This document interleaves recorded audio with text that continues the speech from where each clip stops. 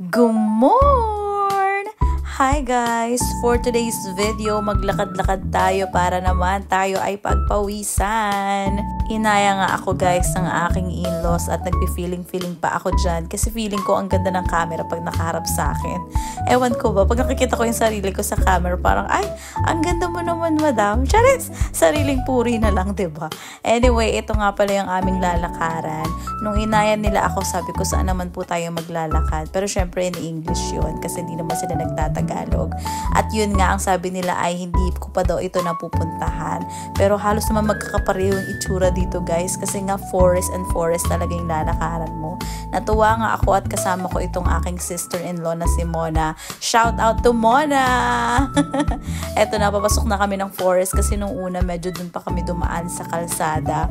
At pagpasok mo dito guys, talaga naman mapapawaw ka. Kasi sabi nga ni Mona, para daw nandoon sa lugar ni Hansel at Gretel.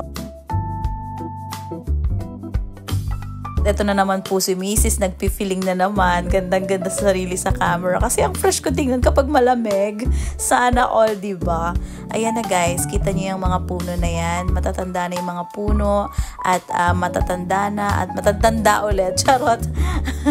At napuntahan ko pa at nakita itong parang batis or forest. Inamoy-amoy ko pa yung tubig kasi iba yung tsura niya, diba? Pero malinis daw yan. Sabi ni dad, pwede daw inumin. Sabi naman ng sister-in-law ko, pwede. Pero after that, tsaka sa CR.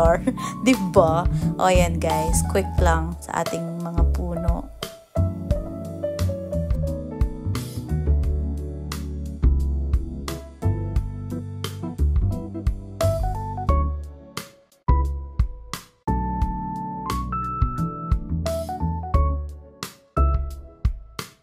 Hindi na ako nagsalita doon para makita nyo ng maigi at ma-enjoy.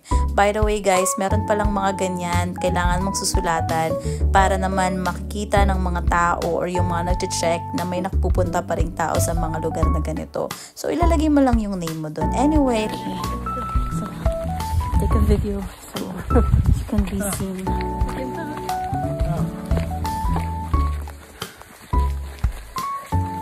Hi vlog! This is my parents. Hello. And my sister. We are walking. Good for the body, good for the health. Let's say all together, Hadebra. 1, 2, 3. Not yet. 1, 2, 3. Hadebra.